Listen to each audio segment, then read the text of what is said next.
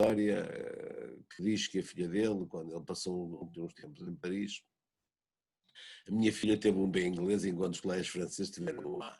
Perguntei-lhe porque é que no veste o A e ela respondeu, não sei gramática. O que é estranho é que a menina tinha mais de 10 anos de idade e a sua língua materna era o inglês. E, portanto, era isso que ele caricaturava, que ele ridicularizava, para dizer que a escola não pode, segundo ele, não pode continuar a ensinar coisas estúpidas como a matemática e a história. Eu discordo em absoluto disto. Acho que a escola tem que continuar a ensinar matemática, a ensinar a história, a ensinar inglês, a ensinar português, só que provavelmente tem que o fazer de outra maneira. Para que uma menina que domina a língua inglesa, só porque deu uns erros a gramática, tenha um B e não tenha o A. E é a partir daqui que eu pergunto isso. Nós estamos condenados a ser sísifos, a fazer um trabalho que só tem valor dentro da escola, que muitas vezes só tem valor em função do teste que vai certificar se o aluno reproduz exatamente aquilo que o ensinei a reproduzir. E, portanto, esta é a primeira questão. E, na minha opinião, nós não estamos condenados a ser sísifos. Muitos de nós já não são sísifos, muitos de nós já conseguem, muitos que encontram um sentido para o trabalho, que mobilizam os seus alunos, que pensam sobre as coisas, que conseguem encontrar outras respostas para as perguntas com as quais se confrontam. Isto não significa que nós não erramos. Isto não significa que nós não temos direito à incompetência. Não é? Porque certamente que erramos, certamente que há momentos em que somos incompetentes, certamente que há momentos em que não temos respostas para as questões, mas essa não é a questão. Porque, de facto, só não tem dúvidas e só não tem problemas quem está fora. Não é? Quem fala sobre a vida dos outros, quem fala sobre o trabalho dos outros. Portanto, a questão não é ter dúvidas e muitas vezes não saber exatamente por caminho é que não se vai. A questão não está essa. A questão não é essa. A questão é pensar sobre o que está a fazer e pensar sobre a necessidade das aprendizagens dos alunos terem um significado social e cultural, plausível, que não tenha apenas valor escolástico, isto é, cujo valor se afere pelo modo como vai permitir que um menino ou uma menina possam ter uma determinada nota num teste. Em resposta a isto, muitas vezes o que nos pedem é que nós sejamos Ícaros, não é? Ícaro, outra figura da mitologia grega, mais uma vez um homem aprisionado na ilha de Creta, que tenta fugir, que constrói umas asas, que sela as asas com cera de abelha e que se põe a voar, mas voa na direção do sol, e o sol derrete a cera, e o Ícaro acaba afogado, depois de uma grande queda no mar Egeu. E a pergunta que eu faço é se nós temos que ser Ícaros. Não se trata tanto de perguntar se nós não devemos ambicionar em voar, ambicionar em transcender-nos. Eu acho que sim, não é essa a questão. O grande problema é saber para onde é que nos leva o voo, porque se o voo se aproxima demasiado do Sol, o voo pode estar na origem exatamente da nossa desistência, da nossa desilusão, e quando nós desistimos e nos desiludimos porque achamos que não somos capazes, somos nós e os nossos alunos as principais vítimas dessa decisão. Quando eu vos pergunto se vale a pena ser Ícaro, e eu trago-vos aqui um conto de Miguel Torga, um poema de Miguel Torga, que nos mostra exatamente que nós podemos ser Ícaros, ou melhor, este poema é dedicado ao Ícaro, mas eu não sei se exatamente tem tanto a ver com o Ícaro, que de forma, entre aspas, desmiolada, fica embriagado pelo seu voo e voa em direção ao céu. Este Ícaro do Miguel Torga é um Ícaro mais humano, né? É um Ícaro que tenta e que algumas vezes vai cair. Isso acontece com todos nós. Vamos tentar e vamos ter algumas vezes insucesso. E aquilo que o Miguel Torga nos exorta a fazer é a graça urgente de uma nova aventura. A questão que se levanta aqui, portanto, para um Ícaro, para quem quem quer voar, é que tem de aprender a voar de forma de forma a que esse voo, a que as suas asas não sejam queimadas pelo sol. E, portanto, eu trago-vos alguns dos perigos e alguns dos equívocos que levam alguns de nós a pensar como esse Ícaro absolutamente, não é ambicioso, porque a ambição é boa, mas é uma ambição desmedida, que não tem qualquer hipótese de concretizar. E a pergunta que eu faço é se os professores têm de deixar de ser instrutores, como me parece que tem que ser, os professores têm que ser instrutores, mas se a alternativa é os professores passarem a ser facilitadores. E se as atividades na sala de aula, os nossos programas de trabalho, têm de ficar exclusivamente reféns daquilo que se chamam os saberes, as necessidades e os interesses dos alunos. E eu creio que o apelo que alguns fazem à possibilidade dos professores se assumirem apenas o papel de facilitador, alguém que se limita a remover obstáculos, alguém que se limita apenas a apresentar desafios e a fornecer alguns recursos e não faz mais nada, se um professor pode ser isto. E na minha opinião um professor não pode ser isto. Um professor que possa ser isto vai responder a alguns alunos, mas não vai responder, e vai responder a alguns alunos em algumas situações, não vai responder àquilo que corresponde ao seu compromisso. Porque o ato de aprender, ao contrário do que alguns defendem, se tem momentos de prazer, tem momentos de alguma dor. Porque o ato de aprender, quando ele efetivamente acontece, é um ato que gera sofrimento. Sofrimento epistemológico e sofrimento pessoal. Porque o ato de aprender muitas vezes obriga a que nós compreendamos como as nossas ideias, as nossas crenças, os modos de fazer são limitados, são inadequados. E, portanto, somos confrontados com com as nossas próprias limitações. E isso é uma situação de dor. E outra situação de dor é tentar compreender o que é que o outro nos está a apresentar, compreender outras ideias, compreender outros procedimentos. E isto está longe de ser o professor que faz isto. O professor o professor tem que o fazer, o professor que gera este confronto é um professor que não pode ficar apenas ao papel de facilitador. Algumas vezes a função do professor é de ser facilitador. Acho que sim, algumas vezes. Mas a designação facilitador está longe de dar conta da complexidade que é o trabalho do professor. Eu aqui prefiro outra designação, que não é minha, que é da Ariana Cosme, que é a minha esposa, não é? Mas enfim, aqui não falo como esposa, aqui falo como académico, que em vez de falar de facilitador, ela fala-nos de interlocutor qualificado. Parece-me que é muito mais adequado. No interlocutor qualificado há também o facilitador, mas há muito mais que o facilitador. E, portanto, isto leva-nos à segunda questão, que é saber se podemos construir programas em função dos saberes, das necessidades e dos interesses dos alunos. E aquilo que eu proponho, para que nós não sejamos ícaros, para que nós não persigamos objetivos que depois não se concretizam, é que os interesses, as necessidades e os saberes dos alunos são condição necessária para que eles possam aprender. É preciso que algumas vezes o professor tenha isso em conta, mas não são condição suficiente. Algumas vezes a função da escola, algumas vezes não, a função da escola é sempre a de estimular os alunos por um lado, a compreender quais são as suas necessidades e os seus interesses. E a outra é encontrar novos interesses e novas necessidades. Porque se essa não fosse a função da escola, nós não precisamos de escola, para nada. E, portanto, nesta continuação de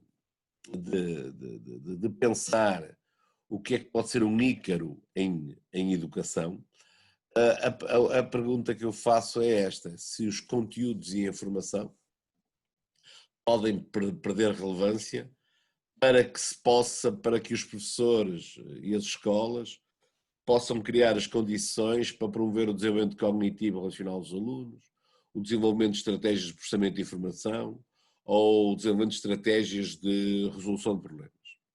Porque muitas vezes parece que o grande problema ao desenvolvimento cognitivo e relacional, ao desenvolvimento de estratégias de pesquisa e de processamento de informação e resolução de problemas, parece que o pecado está nos conteúdos e na informação. E, na verdade, isto é um equívoco.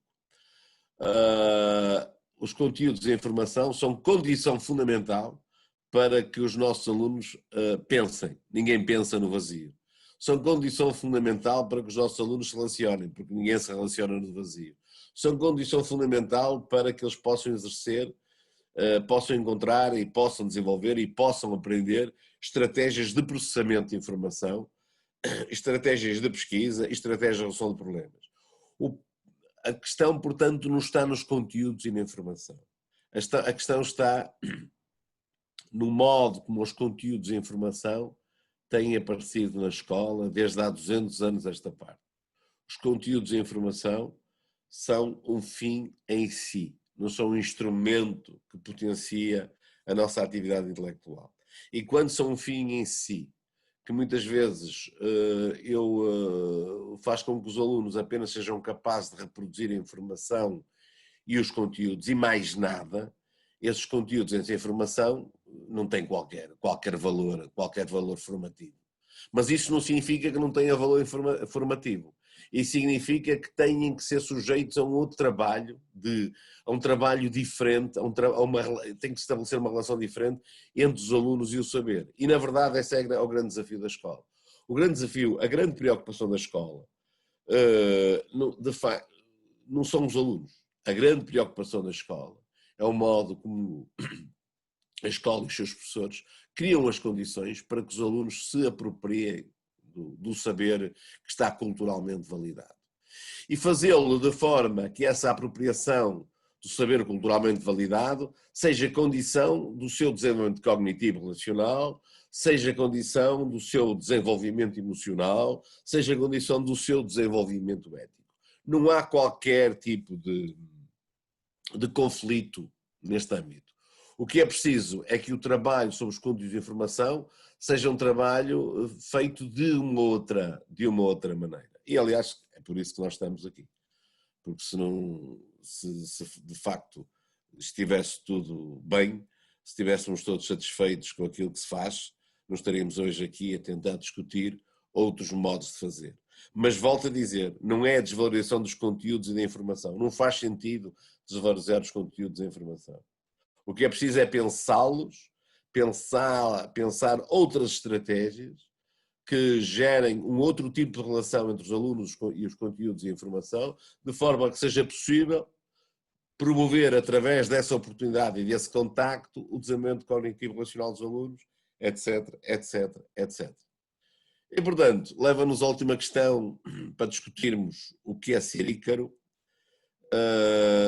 É se as escolas, para serem espaços que promovem aprendizagens culturalmente significativas, têm de ficar, as escolas, os professores nas salas de aula, têm de ficar confinados, e a palavra confinado aqui faz algum sentido. Se fosse há uns tempos atrás eu diria circunscritos, agora uso a palavra confinado, é uma palavra muito forte nas nossas vidas hoje.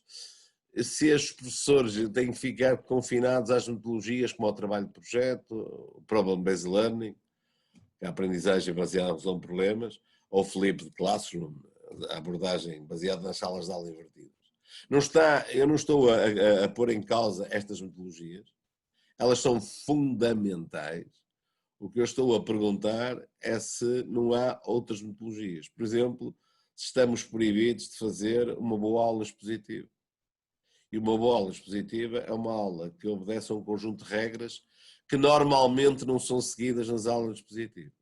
E eu falo com alguma propriedade, porque sou professor de ensino superior, e sei que há aulas expositivas de 2 horas e meia nas faculdades deste mundo e nas faculdades deste país. Isto é que, de facto, me parece absolutamente absurdo. Mas uma boa aula expositiva, que tem o tempo certo, que é pensada do ponto de vista das ideias fundamentais, que é pensada do ponto de vista das pessoas para quem se dirige, que é pensada como um instrumento num ciclo didático que vai implicar outras metodologias. Eu penso que as aulas expositivas não são em si o mal. A sua utilização abusiva e a sua utilização incompetente é que são o problema que nós temos que discutir. Dito isto, e parecendo que está provado o que é que eu entendo quando digo que não podemos ser ícaros, o que eu digo é que nós podemos e devemos tentar voar, mas não devemos tentar voar como o Ícaro voou. E, portanto, de acordo com as questões que eu fui colocando, eu vos pergunto se nós teremos de ser Gaudí. Gaudí, o grande arquiteto catalão, que é uma obra verdadeiramente impressionante, a maior das quais é a Basílica, a Catedral, a Igreja, não sei como é que se chama, aquela obra fundamental da Sagrada Família, que é uma obra inacabada, é uma obra que continua há dezenas de anos sendo terminada e que de alguma forma se aproxima muito do trabalho do professor. O trabalho do professor é sempre um trabalho inacabado. Isto era bom que tivéssemos essa. O que não significa que nós não somos importantes. Significa apenas que o nosso trabalho é inacabado. Porque significa que nós não podemos determinar aquilo que os nossos alunos vão ser, mas podemos ajudá-los a ser aquilo que nós desejamos que eles sejam. E, portanto, é nesse sentido que aparece a obra de Gaudí aqui. É uma obra que rompe com as ideias feitas, uma obra que dá espaço ao sonho, mas a pergunta é saber, e portanto é nesse sentido que eu acho que nós talvez tenhamos de ser Gaudís, porque precisamos de dar espaço ao sonho, precisamos de assumir novos riscos enquanto professores na sala de aula, e sobretudo aquilo que me parece mais interessante nesta ideia do Gaudí como metáfora de ser professor, esta ideia de que nós somos construtores do conhecimento que nos diz respeito. E quando eu digo que nós somos construtores do conhecimento que nos diz respeito, eu não estou a dizer que nós vamos desprezar o conhecimento dos especialistas. O conhecimento dos especialistas, pelo menos algum conhecimento dos especialistas, é muito útil, mas enquanto elemento para estabelecermos um diálogo. Até porque muitas vezes o conhecimento dos especialistas fica à porta da sala de aula, ou então se entra na sala de aula, entra numa sala de aula que não é a nossa sala de aula. E, portanto, o diálogo com o conhecimento dos especialistas em si é o momento em que nós nos assumimos como construtores da profissão. O facto que estamos aqui um sábado de manhã a discutir isto e a prescindir de fazer outras coisas da nossa vida, aponta exatamente para a ideia de sermos construtores de conhecimento. Isto é, de encontrarmos um sentido para a profissão a partir do que somos, a partir da escola em que estamos, a partir do país em que vivemos e a partir das especificidades dos alunos com quem nós trabalhamos. A questão que se levanta é saber se eu não estou aqui a ser excessivamente ambicioso. Isto é, se eu não estou a propor uma metáfora de alguém que é um ser excepcional e se na sala de aula nós temos que ser excepcionais. Eu acho que na sala de aula nós muitas vezes somos excepcionais. Não temos a consciência da nossa excepcionalidade. Mas pronto, para resolver algumas destas coisas, eu diria que provavelmente, e respondendo à questão que poderemos ser, eu acho que não poderemos ser Sísifos, eu acho que não poderemos ser Ícaros, eu acho que temos de ter em nós, e temos em nós, um bocadinho do Gaudí.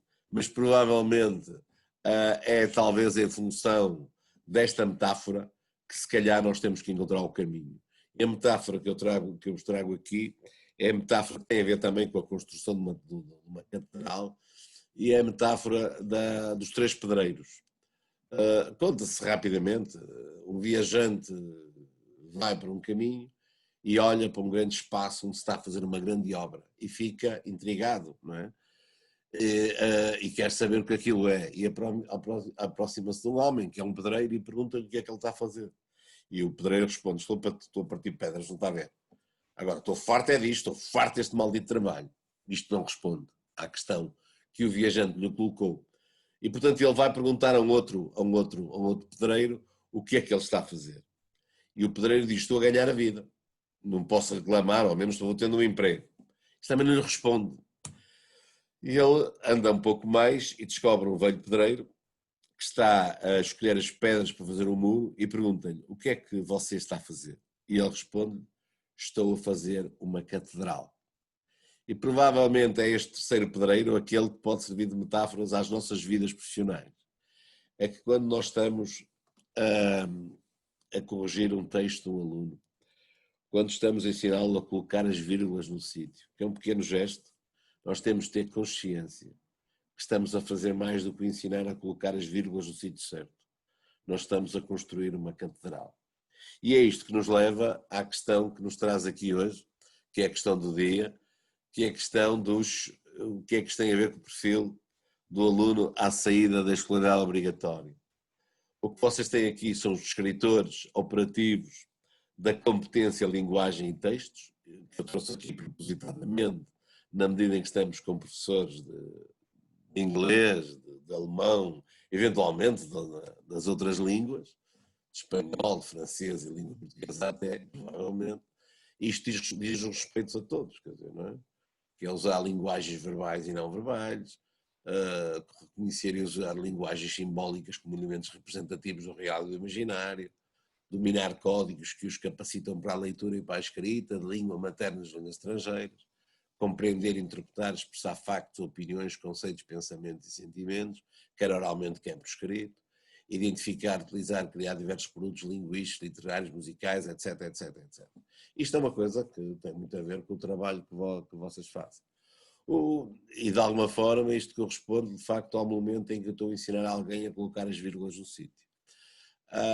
Mas o que nós temos de perceber é que alguns destes desafios com que somos confrontados pelo perfil obrigatório do aluno à saída da escola obrigatória, alguns destes desafios têm que ser compreendidos em função de outros desafios e do desenvolvimento de outras competências, que é o relacionamento interpessoal, por exemplo, onde estão outros descritores operativos, como é juntar esforços para atingir objetivos, desenvolver e manter relações diversas e positivas entre si, etc, etc, etc. O que nós aqui temos discutido, isto é uma questão muito importante, é saber quando é que isto se faz.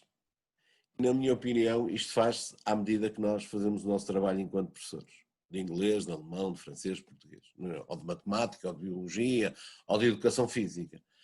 Não tem que se criar espaços específicos para este tipo de situações. Algumas escolas têm vindo a fazer os espaços do mindfulness, não é? E outros espaços. Não é? E eu não tenho nada contra isso. Se for bem feito e sem quem estiver à frente dos projetos o souber fazer, tem a minha admiração, o meu aplauso, mas a questão que se levanta é que estas questões do relacionamento interpessoal não podem deixar, eu vou passar para trás, não podem deixar de ser vistas em função deste trabalho que se faz com linguagens e textos. Até para compreender, interpretar, expressar factos, opiniões, conceitos, e eu muitas vezes tenho que aprender a discutir com os outros. Eu tenho de aprender a escutar os outros. Eu tenho de me aprender a relacionar com os outros. E, portanto, o grande desafio que nós temos é saber como é que, fazendo o que temos que fazer no dia a dia da sala de aula, cumprindo aquilo que são os nossos compromissos curriculares, como é que o fazemos de forma a que, à medida que nós cumprimos os compromissos curriculares, podemos, por exemplo, estar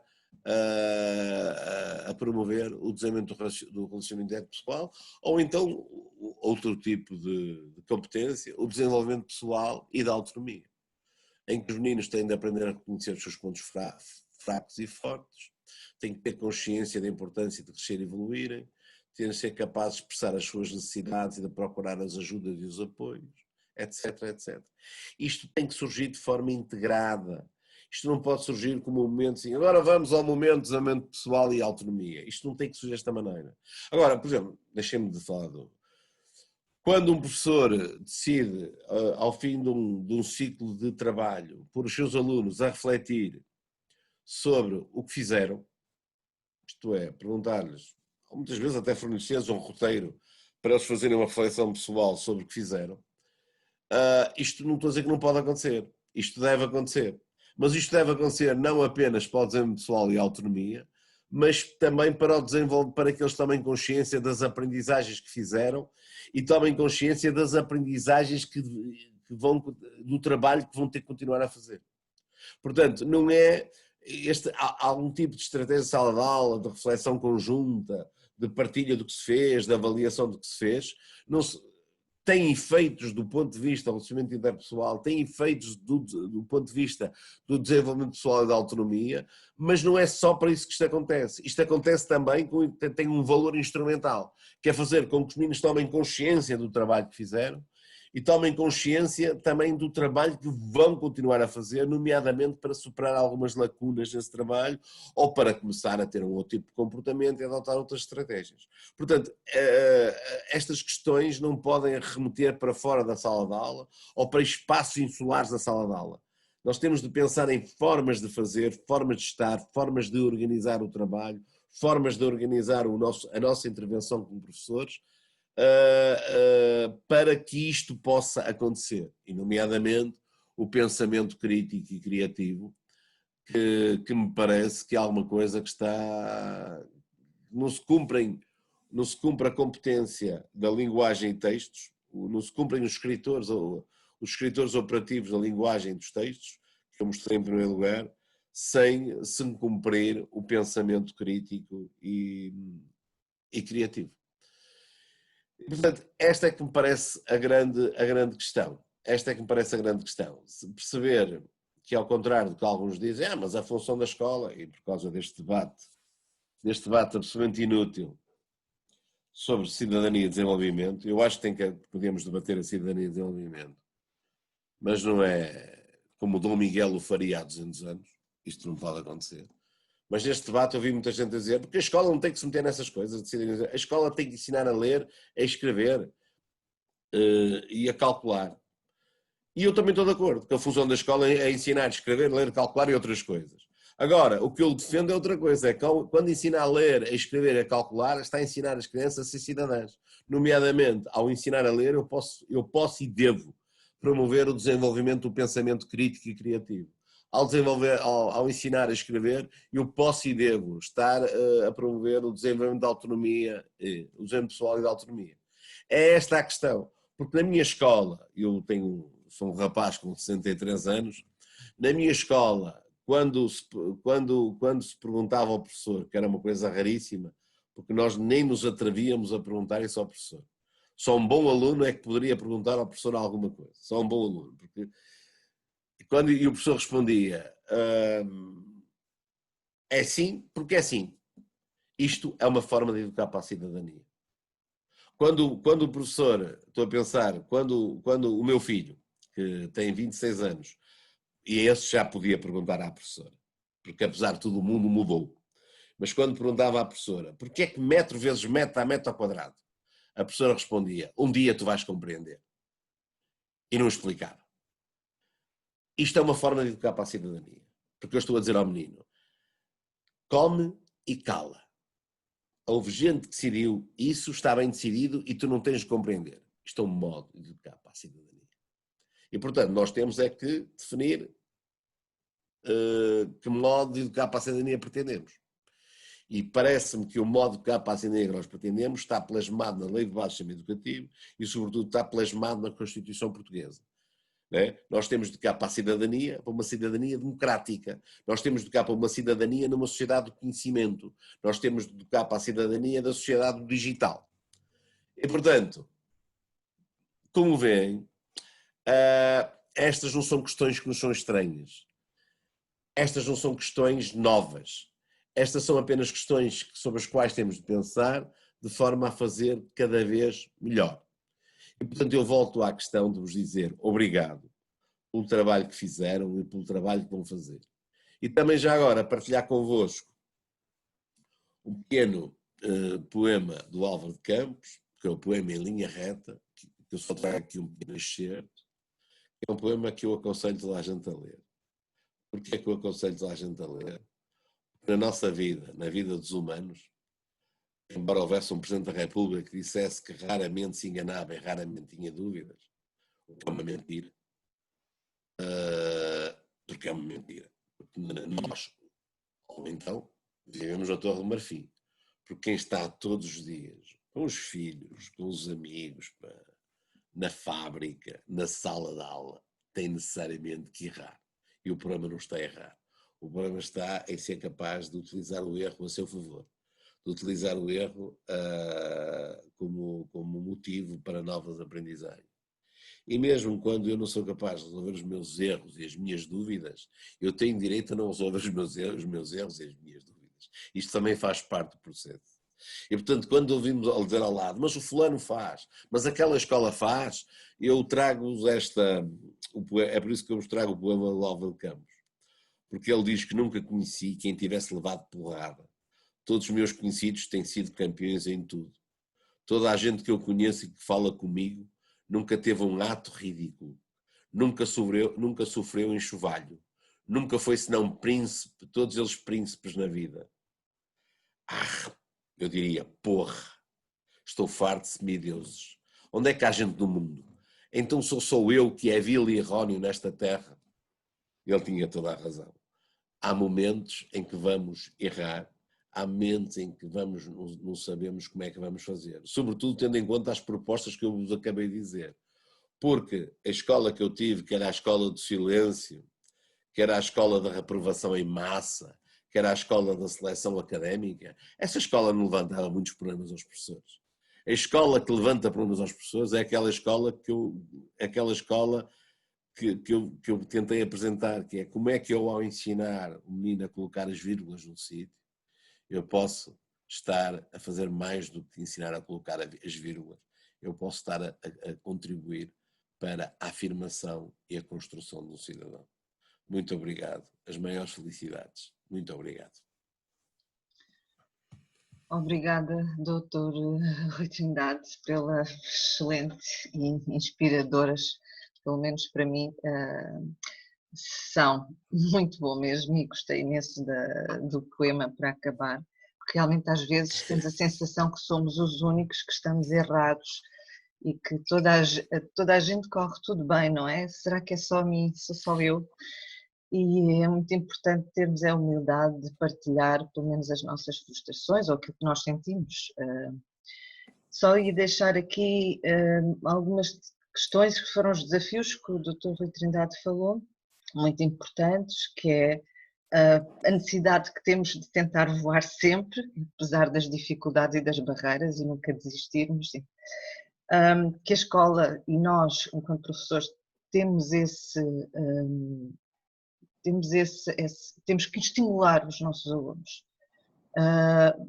Eu costumo dizer que temos que passar conteúdos e informação, mas se não os estimularmos, não arranjarmos as tais estratégias que o Dr. Rui Trindade falava, fica no vazio. E depois, achei muito importante também que temos de facto de cumprir os compromissos curriculares e estimular o desenvolvimento pessoal e autónomo do aluno, e o exemplo que deu, muito importante, o da reflexão, o de refletir no final de uma aula, porque refletir não só vai pensar naquilo que aprendeu, mas como aprendeu e como poderá melhorar também para aprender melhor. Muito importante. Muito grata. Estão aqui duas questões, vamos ver aqui de colegas. A colega Gracinda Roxo diz que por que razão, quase com 30 anos de ensino, continua a estar cercada de gente que faz tudo bem, nunca erra e tudo podem e mandam sem saber coisa nenhuma.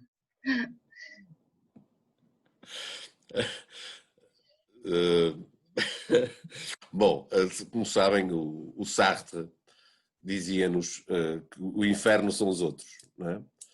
Também, na verdade, eu acho que nenhum de nós quer ser Robinson Crusoe, não é? É verdade, o que nós temos aqui é que perceber que os outros podem ser o inferno e há outros que são o inferno nas nossas vidas e temos de ver como é que podemos lidar com isso. Eu falo por mim, eu algumas vezes sou capaz, outras vezes não sou capaz. Eu estou a falar do espaço em que eu vivo, não da casa, mas a casa em que as coisas não correm bem todos os dias. Mas no espaço em que eu vivo, que é a Faculdade de Psicologia e Ciência da Educação da Universidade do Porto, aquilo está longe de ser o paraíso. Não é? Quer dizer, algumas vezes uma pessoa pode interferir, não é? Algumas vezes pode chamar a atenção, Outras vezes não. E outras vezes chama, chateia-se, estou a pensar. Por exemplo, nós temos uns relatórios sobre as disciplinas, no fim e acho muito bem, um relatório de avaliação. E uma determinada altura eu fiz um relatório de avaliação a levantar um conjunto de questões críticas, não é? E essas questões críticas eu achava que se tinha que mudar, não é? Aliás, o que eu pedi era mais autonomia para eu poder decidir o que é que ia fazer com os meus alunos. Era uma questão que tinha a ver com constrangimento ao nível das questões da avaliação. E ninguém me respondeu àquilo, quer dizer, no ano seguinte eu decidi não fazer relatório nenhum, não é? Tive uma chamada de atenção por parte da reitoria, não é? E decidi, portanto, responder. Eu não respondi porque estou à espera da resposta que me deram antes. Claro que a reitoria disse assim, essa resposta um dia vai chegar, o senhor tem que cumprir. Bom, eu não tinha nenhuma alternativa se não cumprir, mas digo-vos uma coisa, dá-me um gozo tão grande, não é? Pelo menos expressar isto, algumas vezes é isto. Há lutas que eu já não faço também, é verdade, isso foi uma coisa que aprendi ao longo do tempo, é que há lutas que são inúteis, onde eu só saio, só sou moscado, e portanto, se eu posso resolver essa questão, e não vou dizer quais são as minhas soluções, porque as soluções são todas ilegais, não é? São pequenas ilegalidades que eu vou cometendo, não é? Portanto, há lutas que eu não faço. E depois, há uma coisa que é mais importante que isto tudo, é saber que há meia dúzia de pessoas com quem eu conto. E isto tem a ver com aquilo que acabou de dizer há pouco. Quando eu, muitas vezes, a sensação, isto é, a possibilidade de eu dizer assim, não sou capaz, e eu não digo isto publicamente. E aconselho ninguém a fazê-lo publicamente. Não é? Porque senão no dia seguinte pode ir para o Correio da Manhã, pode ir para o público, não é? Eu aconselho que isto seja dito com um grupo de maior proximidade. E tem sido assim que tenho levado a água ao meu moinho, e só para acabar, porque há uma pequena metáfora que é de Schopenhauer, que tende a mostrar o grande desafio das nossas vidas. Ele conta uma metáfora que são dois ouriços cacheiros que estão no meio da tundra, na Sibéria, e aquilo tem 40 graus negativos. Eles ou encontram rapidamente um buraco para se enfiarem, para defender do frio, ou morrem congelados. Encontram um buraco. O problema é que o buraco é um pequeno buraco, onde só cabe um ouriço cacheiro e meio. Mas os dois têm que se salvar. E metem-se os dois no buraco. E, portanto, têm que viver ali durante 6 meses. Claro que se vão picar e, portanto, vão ter que ter alguma compreensão para isso. E também, claro, que vão ter que ter mais cuidado para picar o outro o menos possível. É o máximo que eu posso dizer neste momento. É a tentativa de algumas vezes ser compreensivo e de outras vezes ser cuidadoso. E depois de perceber exatamente quais são as guerras que eu posso escolher e ter sempre em conta a importância do grupo, a importância dos outros na nossa vida. Porque os outros não têm que ser necessariamente o inferno. Obrigada, doutor Rui. O Nil também coloca aqui uma questão, não sei se está a ver, o que faz um interlocutor qualificado, que é diferente da figura mais tradicional, entre aspas, de professor, ou de um professor só facilitador? O interlocutor qualifica. A grande diferença é que o facilitador parece que é o paraíso.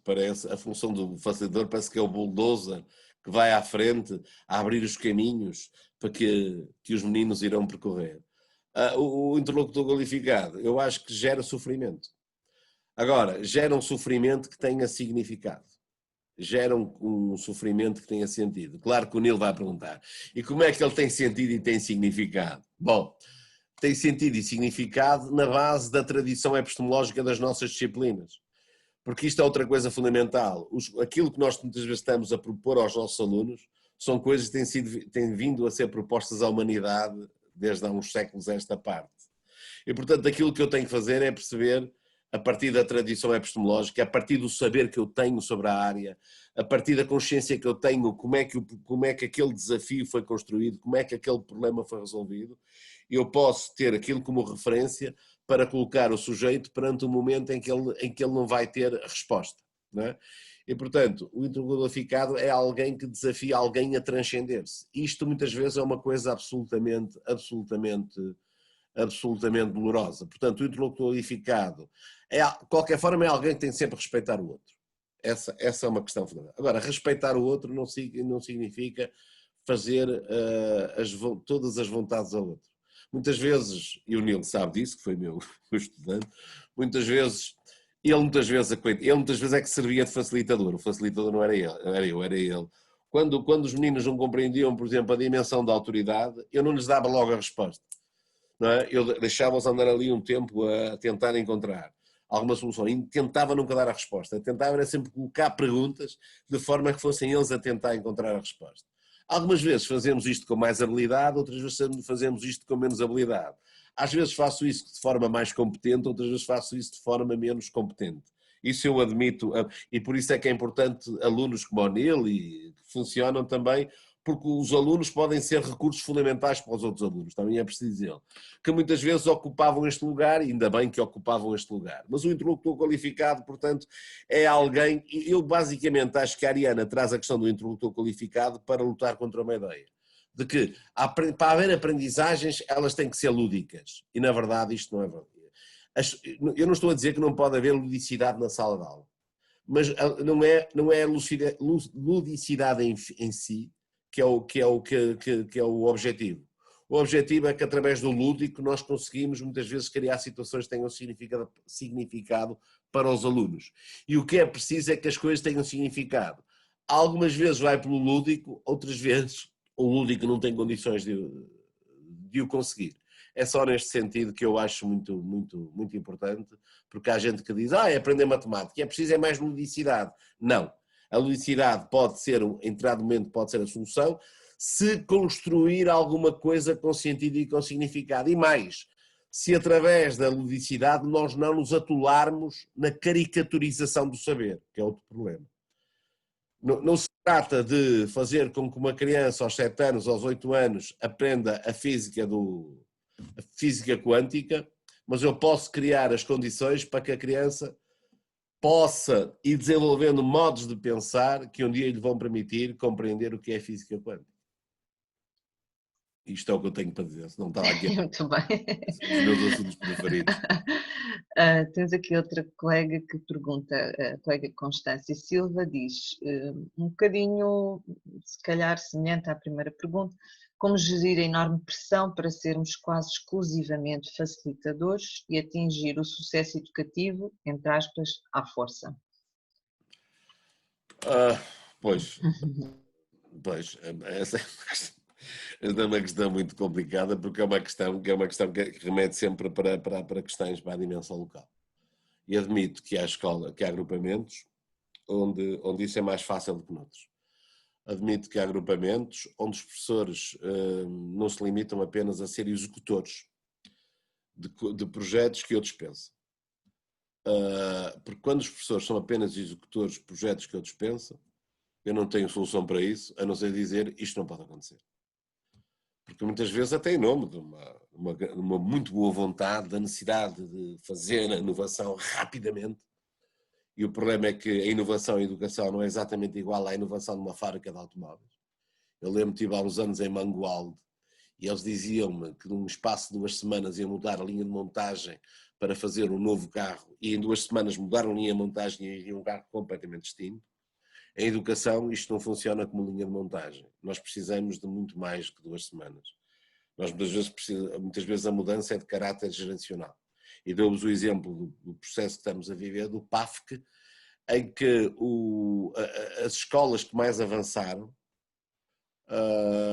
as escolas que hoje estão ao abrigo, pelo menos algumas escolas estão hoje ao abrigo do despacho do 181, com mais de 25% de autonomia da gestão curricular, são escolas que começaram a fazer isto muito antes de 2016. E, portanto, a grande questão que se levanta aqui é que, de facto, é vital que as direções das escolas percebam que têm que encontrar modos de mobilizar os seus professores. Provavelmente vão ter que andar mais devagar. Provavelmente vão ter que dar mais espaço, que não significa que não tenha que haver pressão e que não possa haver objetivos. Mas os professores não podem ser apenas meros executores de programas. Os professores têm que participar na definição da coisa. Eu sei que muitas vezes as pessoas não querem. Eu sei que muitas vezes, agora vamos chatear com isso. Bom, está decidido. Mas, quer dizer, isto é uma questão absolutamente vital. Nomeadamente, quando se me estava a falar de uma questão que ficou na orelha, que é o sucesso à força, é que temos de pensar o que é que nós entendemos por... Eu sei que é que está a falar do sucesso à força, não é? Agora, provavelmente é preciso termos outros critérios para aferir o nosso sucesso. E o critério para aferirmos o nosso sucesso não pode ser o critério dos jornais e das televisões em junho, quando apresentam os rankings. Porque, na verdade, se nós compararmos o nosso sucesso com as escolas que estão sempre no primeiro lugar do ranking, e não é por acaso, mas são sempre as mesmas, e são sempre as mesmas porque não é só por causa dos seus professores e da excelência das suas direções, que também tem a ver com isso. Tem a ver, eu não digo que as escolas que estão no topo dos rankings não têm direções excelentes e professores excelentes. Eu não estou a dizer que não. Agora, o que estou a dizer é que tem muito a ver com os alunos, não é? Com a sua origem sociocultural. E, portanto, eu não posso comparar, eu que trabalho numa escola pública do meio suburbano, eu tenho de encontrar formas de avaliar o meu sucesso de uma outra maneira, que não é em comparação com as escolas de cima. Agora, tem que ser um sucesso real, não pode ser um sucesso faz conta. E provavelmente este é o grande problema que nós temos, da necessidade de encontrar critérios que permitam perceber que muitas vezes o sucesso que nós desejamos, o que nós precisamos, eu percebo que muitas vezes nós professores dizemos, pá, mas tenho tanto trabalho e eles evoluem tão pouco, o trabalho todo que eu faço não tem o efeito que eu desejava. Eu admito que isso que seja uma coisa perfeitamente angustiante, mas o que eu tenho de verificar é o que é que eles eram quando chegaram às minhas mãos e o que é que eles hoje fazem. E para isso eu tenho que ter critérios para o fazer. E mais, tenho que ter critérios que sejam salvaguardados e validados por outros. Não é só um problema meu, porque muitas vezes nós fazemos, os alunos têm progressos verdadeiramente incríveis, mas como estão muito aquém das nossas expectativas, nós tendemos a entender isso como uma situação de sucesso. E na verdade nós temos de ter critérios, e isto era alguma coisa que tinha que ser trabalhado nas escolas. Eu espero que seja trabalhado agora com o Projeto Maia, que o Projeto Maia nos possa ajudar digamos, a definir esses critérios e também para que as nossas próprias expectativas possam ser objeto de alguma gestão da nossa parte. Esta resposta é sempre insatisfatória, mas eu não... Eu vou só fazer aqui uma pergunta e há outras questões aqui, mas é só para nos esclarecer. Pode só explicar rapidamente o que é o Projeto Maia, ainda que haja uma colega no final do dia que provavelmente irá focar alguma coisa, mas resumidamente... O Projeto Maia é um projeto que foi lançado pela Direção-Geral de Educação, que é um projeto que é coordenado pelo professor Domingos Fernandes, que é talvez... Eu nunca gosto de dizer que é o maior especialista, para mim não há o maior. Não é? Isto é para resolver o problema do Messi e do Ronaldo, não é? Para mim, é um dos maiores especialistas, não é? E para resolver o problema também dos poetas. O maior poeta português é o Camões. E para mim não é, para mim é a Sofia. Pronto, eu não vou... Portanto, para mim, eu prefiro lá o professor Domingos Fernandes é um dos maiores especialistas da avaliação, há muitos anos trabalha nisso, e está a desenvolver um projeto em conjunto com a DGE e com agrupamentos, de forma a fazer, neste momento, um trabalho de pesquisa sobre práticas de avaliação reais, que possam servir de referência a processos de formação que também já estão a acontecer. Portanto, trata-se de meter as mãos na massa e concretizar as grandes ideias. O que é isto da avaliação formativa? Do ponto de vista concreto, o que é esta avaliação formativa em inglês? O que é esta formação formativa?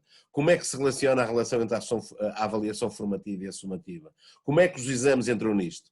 E, portanto, é lançar este grande debate, mas a partir não de pequenos estudos ou de estudos clássicos de investigação, fazê-lo num estudo de investigação que envolve as escolas e que envolve os professores.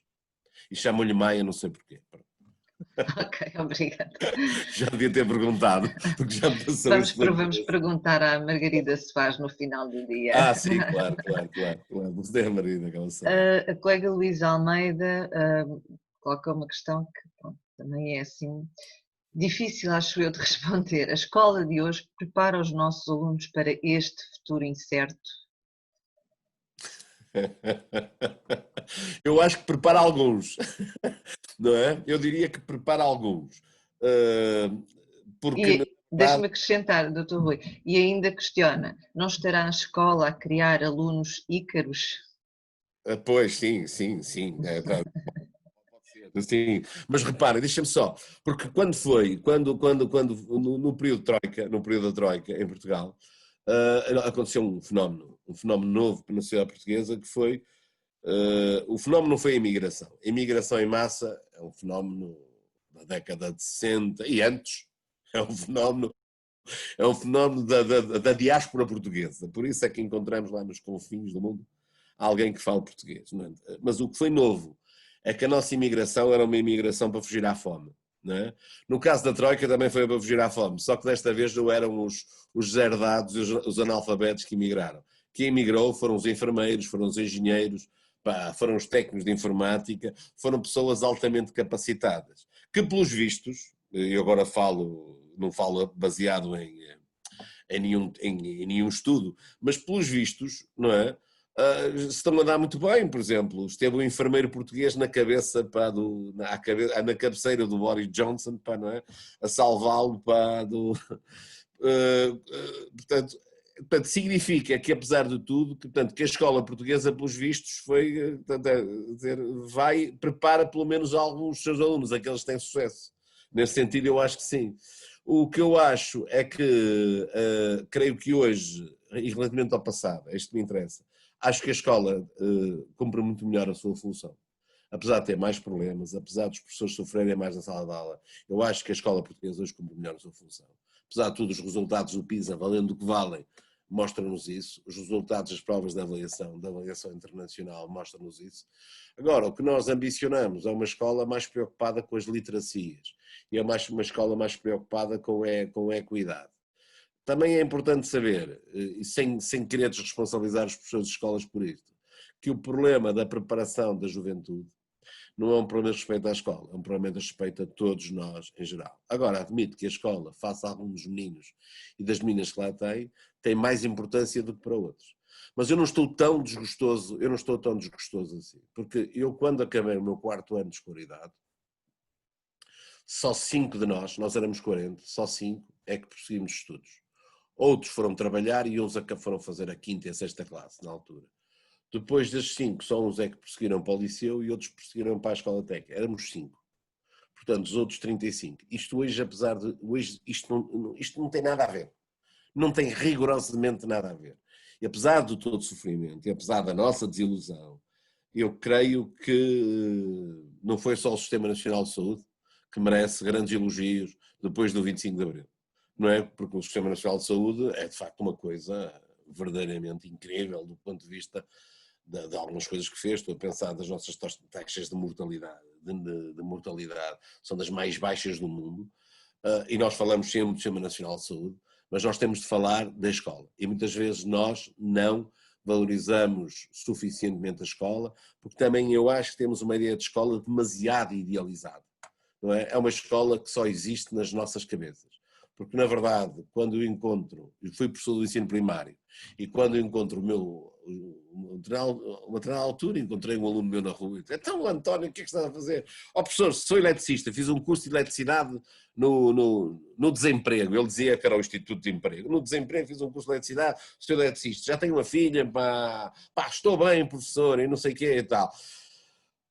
Quer dizer, e uma pessoa diz assim, pronto, afinal, quer dizer, isto não é tão... Agora, o que não me vão pedir é que a escola salve todos os miúdos que vivem aí, ó Deus dará na rua. Porque aí o esforço tem de ser de mais gente.